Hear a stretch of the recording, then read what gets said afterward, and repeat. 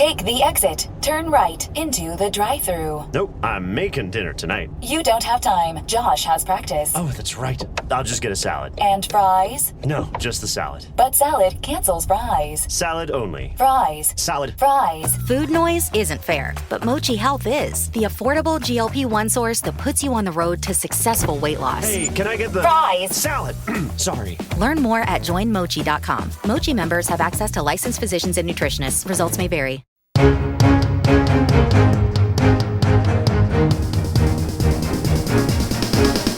This is the Washington Times front page for Tuesday, March 31st, 2026. Thanks for joining us.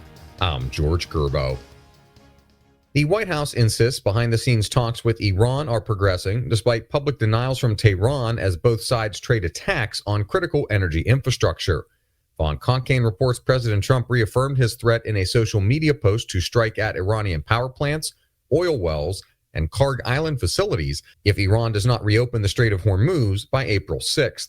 He also said U.S. officials have made great progress toward a deal to end the war. But Iran has denied participating in direct talks, and its parliamentary speaker has ridiculed reports of indirect talks. The Iranian Foreign Ministry firmly rejected the widely touted 15-point U.S. peace proposal reportedly presented to Iranian officials last week. A ministry spokesperson said the provisions laid out in the plan were excessive, unrealistic, and unreasonable.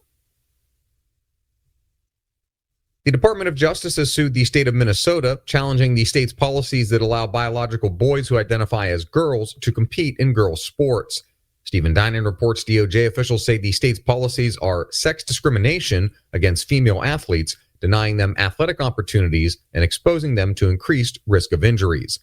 Minnesota Attorney General Keith Ellison downplayed the lawsuit, calling it a federal attempt at bullying, and said he took the same issue to court last year.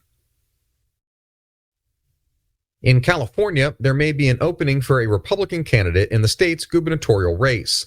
Susan Ferricchio reports the top Democrats running to succeed Democratic Governor Gavin Newsom, Representative Eric Swalwell, former Representative Katie Porter, San Jose Mayor Matt Mahan, former State Attorney General Javier Becerra, billionaire environmental activist Tom Steyer, and former Los Angeles Mayor Antonio Villagrosa aren't exactly winning over prospective voters. An Evitaris poll this month found Swalwell, Porter, and Steyer tied with the support of just 10% of likely voters, while Republican businessman Steve Hilton and Riverside County Sheriff Chad Bianco, who's also running as a Republican, led the poll but earned only 16% and 14% of the vote, respectively.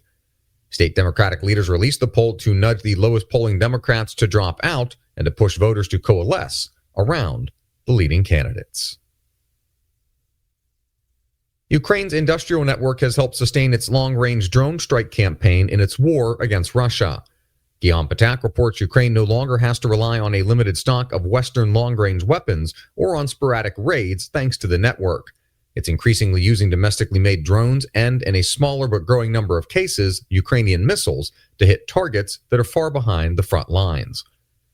Analysts say the pairing of drones and missiles is beginning to stretch Russian air defenses and turn Russia's depth into a vulnerability. And finally, is CPAC still politically relevant? Kerry Pickett visited the Conservative Advocacy Conference, whose permanent relocation outside of the D.C. area is another reason to doubt its relevance. President Trump skipped the gathering for the first time in a decade. Fewer college-age conservatives filled the convention halls, perhaps drawn away by Turning Point USA's efforts. And additionally, leading organizers Matt and Mercedes Schlapp have faced legal and personal adversity in recent years, which some say has hurt the conference. Find all today's front page stories at WashingtonTimes.com/front page or the Washington Times app, and find us wherever you get your podcasts. You can also find us on social media at Wash Times for breaking news, sports, commentary, and more. For the Washington Times, I'm George Gerbo.